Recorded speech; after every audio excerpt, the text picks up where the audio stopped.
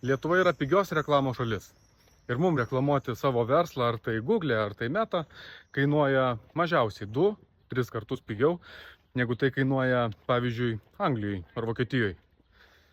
Geriausia dalis yra ta, kad verslų paslaugų įkainiai praktiškai identiški kaip tų šalių.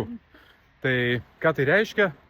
Jūs reklamuojatės 3 kartus pigiau nei vokietis, o klientai jų moka lygiai tokią pačią kainą. Ir šiais laikais neišnaudot reklamos internete savo klientų pritraukimui, tai tas pats, kas kiekvieną dieną save apiplėšinėti.